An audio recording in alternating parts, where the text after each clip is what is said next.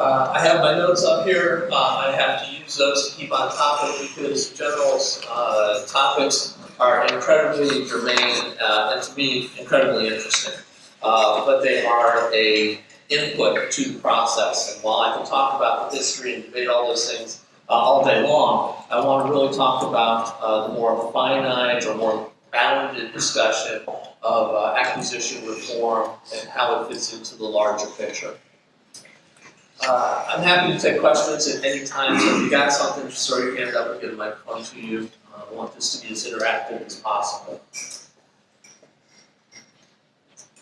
The reform effort has deep roots, not the least of which that it's next to the withered roots of previous acquisition reforms. But the deep roots on this particular event go to sequestration. Sequestration, despite the budget increase of 18 and 19, or the budget deal that resulted in the increase in 18 and the expected increase in 19, is still in effect. We do not, in the department, expect that this funding level will be sustained. And part of the discussion between the administration, the building, and Congress is Congress understands that they need to fund our capabilities for everything that the General just talked about. But there is also an expectation that we spend that money wisely. And Secretary Mattis, having come in from CENTCOM, having been confirmed, knows how we operate. 3 goals, real easy.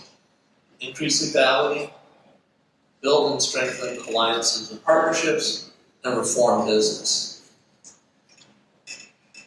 Congress has looked at those and has endorsed them.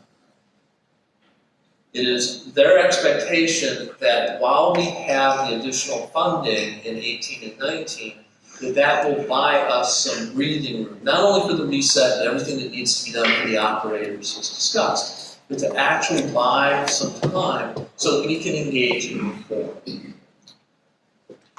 So the Deputy Secretary of Defense, Patrick Shanahan, was sworn in last summer, and he was given the responsibility for business reform.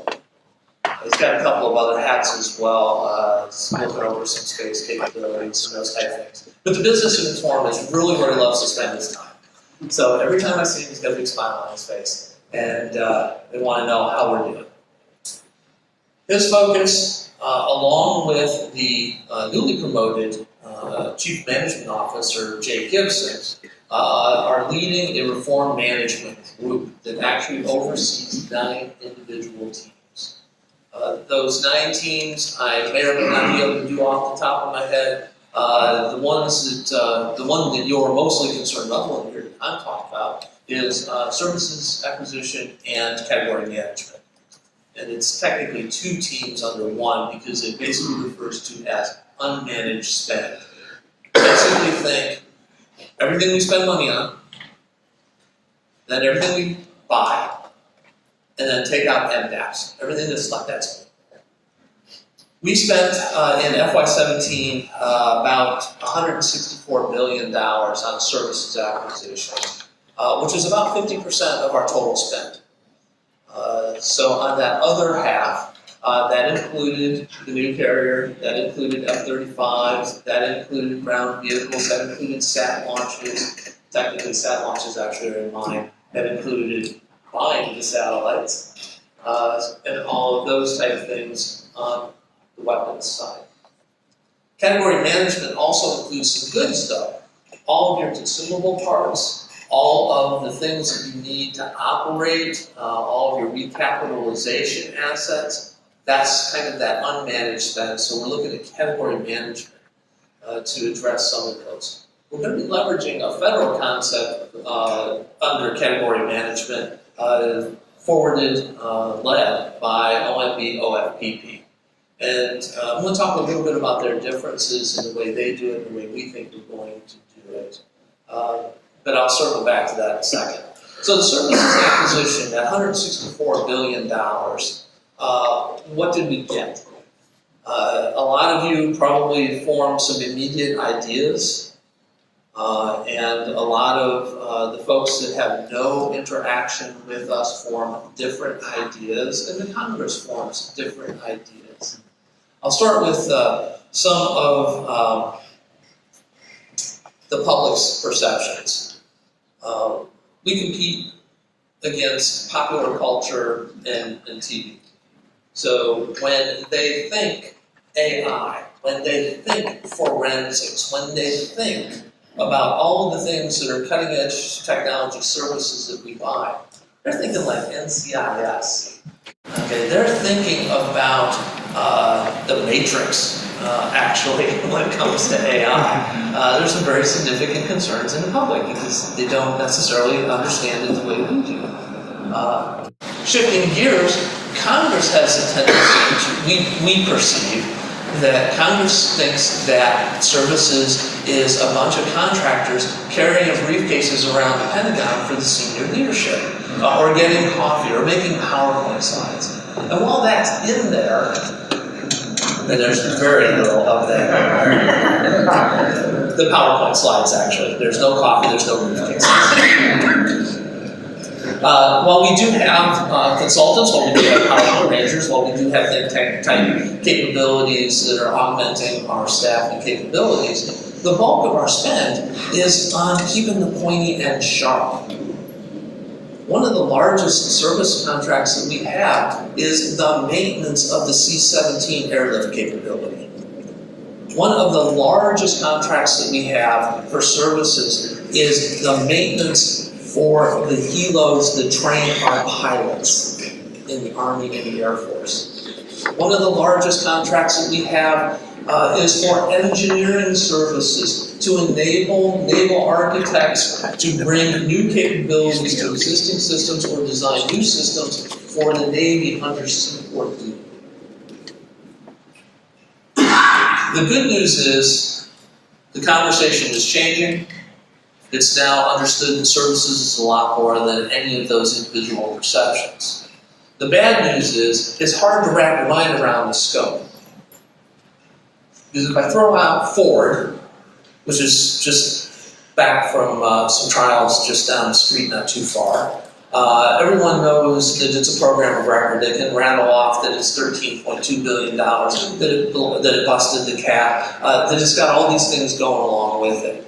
That's a transaction. They get their minds wrapped around that. In services, that $164 billion was roughly done in 14 million transactions.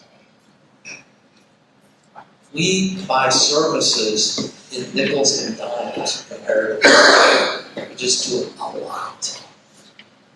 The decision-making on services in category management is predominantly, and on services it's virtually exclusively, done in a decentralized fashion.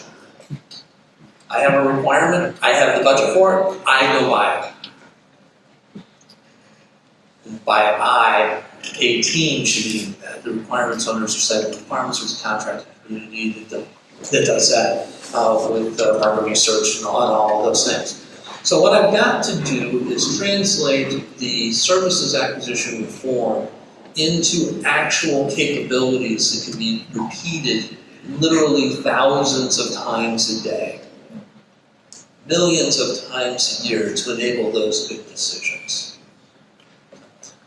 Our mission is very simple. In reforming business, which is the number 3 asset that Secretary Mattis brought forward, supports increasing lethality. I've just got to be able to create value to move from less value-added processes to higher priorities and increasing lethality. That's easy, but it's also hard. So some of the things that we're trying to do, and I will refer to my notes here, because I know I can't do this off the top of my head, is we are trying to create a managed spend model as best we can. Instead of reinventing the wheel each and every time we go out for fill-in-the-blank service, engineering service, logistics service, repair service, the managed model will provide a depth of knowledge and an understanding in a centralized location so that everyone doesn't have to go through the same learning curve. Every micro learning curve costs us time and money. So if I can put out standard template statements of work, or I can put out recommended service level agreements, or I can put out market research / market intelligence to take time out of that process, that means we're faster. That means we're more aligned with the market. That means we are less of a standalone driving cost into a process that is essentially a commercial item. Yes, we have a question here. Well, we'll get you, Mike. He's right behind you. Thank you. How does that relate to the concept of logical follow-ons? Thanks. So, yeah, the logical follow-on aspect is one that we're struggling with, but we're starting to focus, I think, on a few things. The logical follow-on is something that we want an understanding of the market. In certain markets, I refer to these as the goose and the golden egg market. Some markets, it's the goose, okay? All they want to do is sell you that asset. That's where they make their money, and then they go build more assets, okay?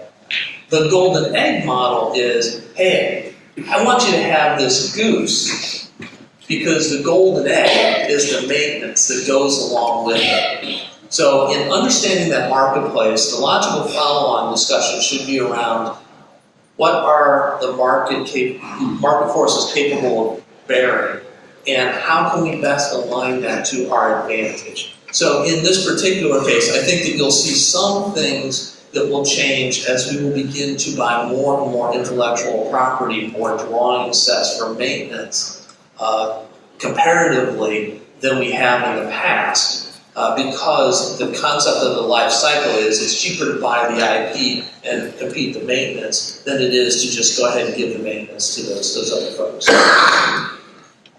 I was referring more to services, not buying parts. Well, actually, as it turns out, that model actually applies. The biggest spend area is in services, maintenance services. So as an example, Boeing built the C-17, and the programmatic decisions that were made back when that was in its infancy, Boeing has all the maintenance. And the only way that I can crack that now is with more money than I think anybody has ever seen capable. That is a golden egg model for them. So as we go in eyes wide open, we want to make sure that we're feeding that information to the next generation of hardware buyers, and they're incorporating that into their logistics support plan. So. Maybe I'm not asking this right, but if I work for a Navy ship repair who does technology insertions on ships, multiple IDIQ contracts, multiple agencies you support, and you win a task order you win a task order proposal to install X. The next time it comes around as an order, it's fully competed again and again and again. That seems to me at times, especially if I want to win this stuff, is that you could save the government some money by doing logical follow-ups or something like that. The individual case makes all of the difference, but let me talk to the mindset that goes into that. If the market is set up, and I'm going to go on the assumption that the contracting officer and the requirements owners understand the market deeply enough, that they have decided to compete these each and every time because the competition level that they get keeps the price down low enough to offset the cost of the actual government labor and the B&P to do that. Completely fair, completely positive, completely endorsed by me. I'm good with that. I think that we should take advantage of those areas where there is the competitive pressure. But I want to also let everyone know, and everyone in the acquisition team, everyone in the industries, that if it's not a competitive area, don't go through the hassle of trying to compete something when you know there's only one person that can do it. Like OEM. In OEMs, yeah, maybe the case. So what I'm looking to do, and one, the mission statement is faster, better, cheaper acquisition services for on-time delivery. It's really simple. I just bring critical thinking to bear. Make the best decision for the life cycle. I use that term particularly because a lot of individuals make those decisions based on what's best for them. And what's best for them may or may not be best for the organization, or best for the federal government, or best for the industry. And that's where the difference, I want to circle back to the comment about the OMP category management.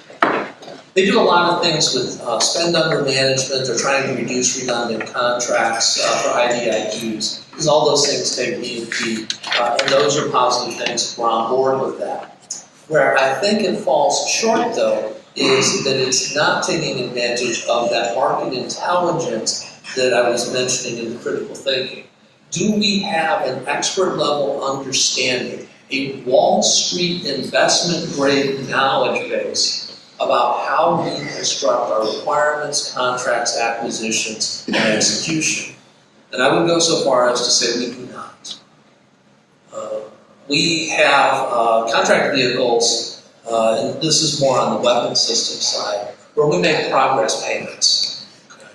Those progress payments have an actual value to the vendor base. That helps in their cash flow position. Are we as a government getting enough back in return for that? Or are we just doing it because that's the way we've always done it? So I want that critical knowledge base to be resident inside of the department for the acquisition teams to get at. Centrally compiled, centrally available, dispersed execution. Question?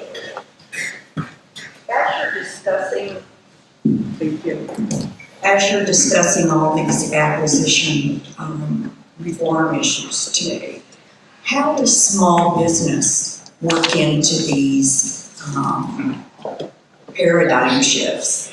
Because I'm not a Boeing, and I'm not going to get the maintenance contract that goes along with that.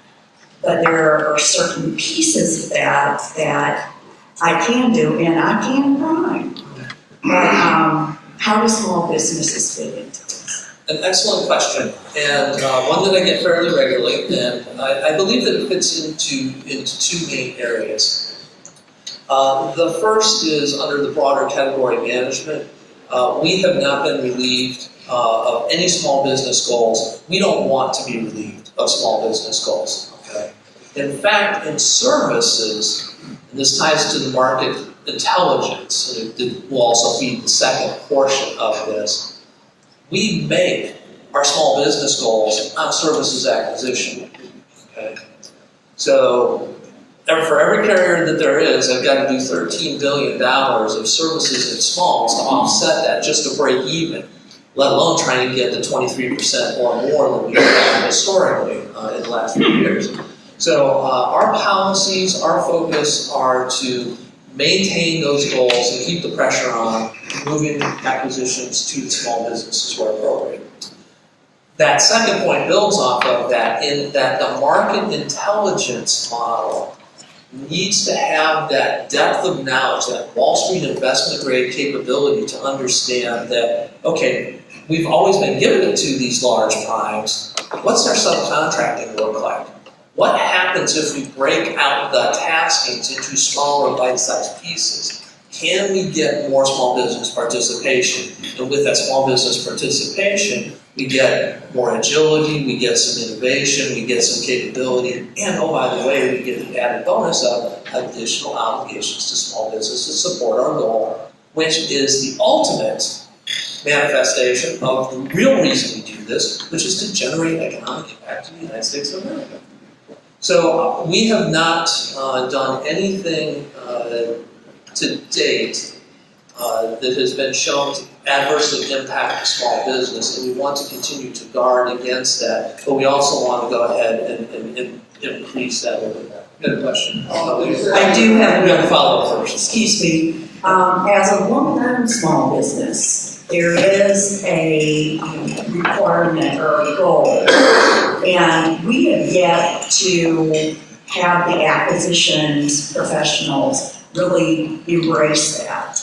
So my question is what are you doing to train and or encourage the opportunity for women-owned small businesses to get sole sources, to get set-asides, to be able to compete in areas where we haven't had the opportunity, even though supposedly, you know, we have the opportunity, but we can't, opportunities that could be set aside for women and small businesses are not, even with advocating for business. Excuse me. A completely unsatisfying answer, but the truth, I'm not doing anything. Well, but no, well, with that particular, that individual. It is not my area of responsibility, my authority to execute that component of the program. We are working very closely with Jim Galvin in OSD Small Business, and we are incorporating these small business aspects into their training, DAU training, so that we can do that. But it's not ultimately my responsibility. So, me personally, not so much. The department, we've incorporated the training, we're working with the small businesses, we're identifying those portfolios or categories where there is additional capability. And at the OSD level, I think right now that's about all I can do. Who did you say was in charge of that again? Jim Galvin. Gavin, sorry, G-A-V-I-N. First of all, I'll second the report, it's not even told. But the second question I had, I think I heard you mention that there hasn't been an impact on small business with the goal. I think the Section 809 panel showed that there has been, right? That while contracting number of dollars have gone up, the number of actions have gone down. And it's looked like the proliferation of all these GWACs and everything else are making it harder for more small businesses to get work.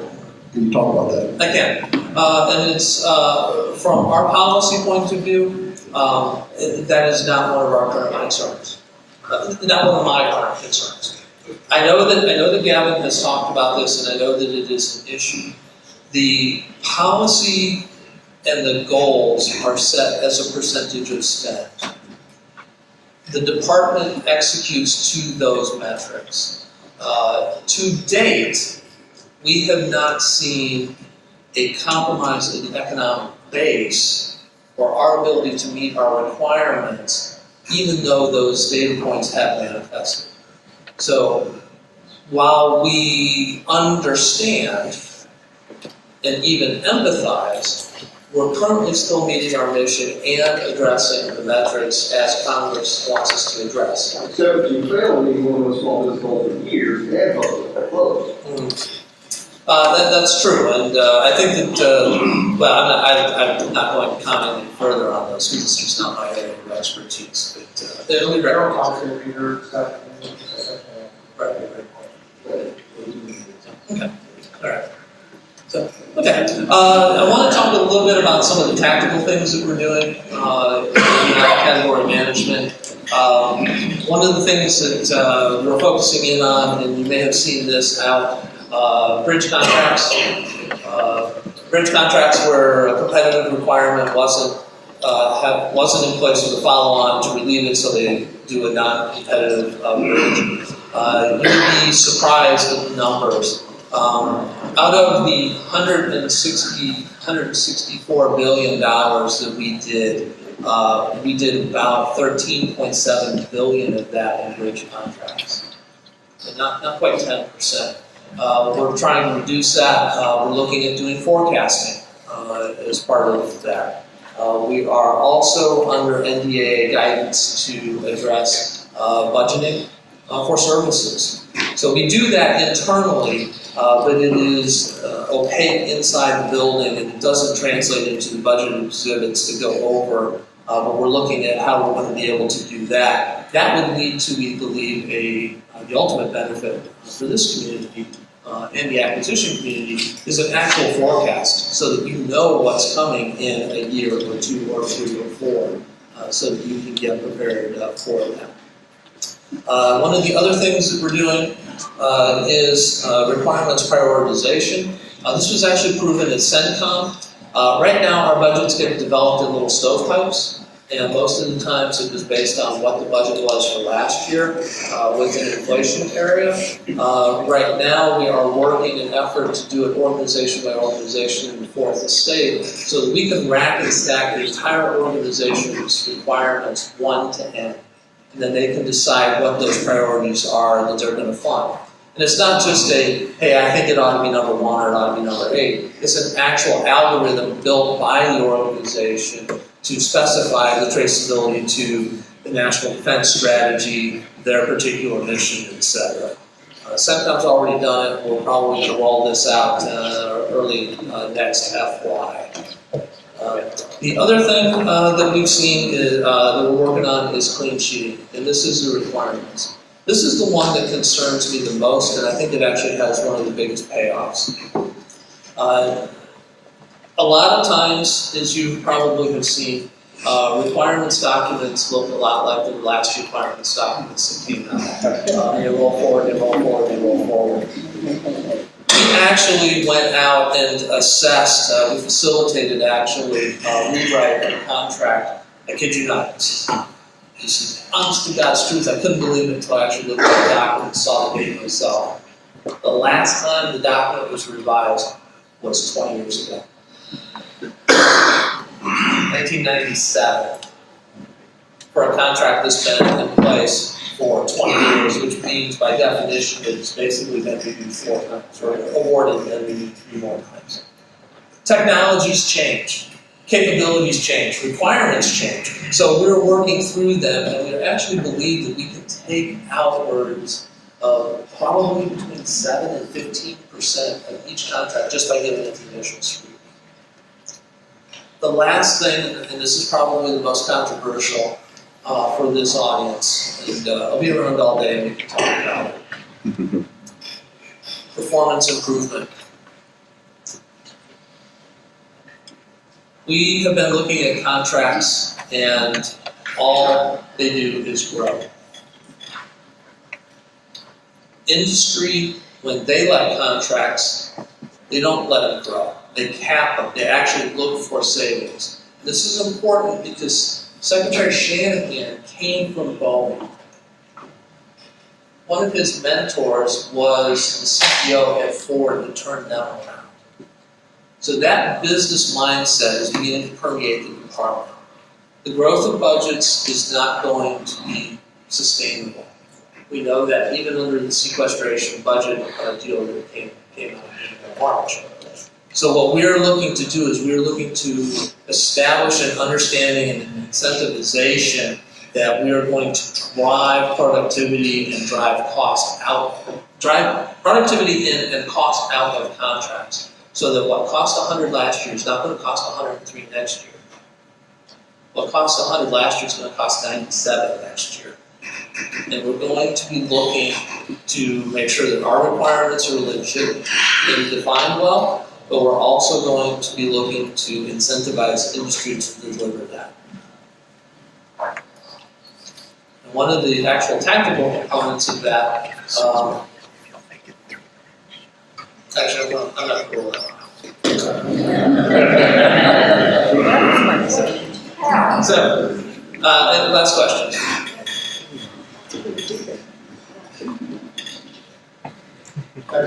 Great job. Thank you.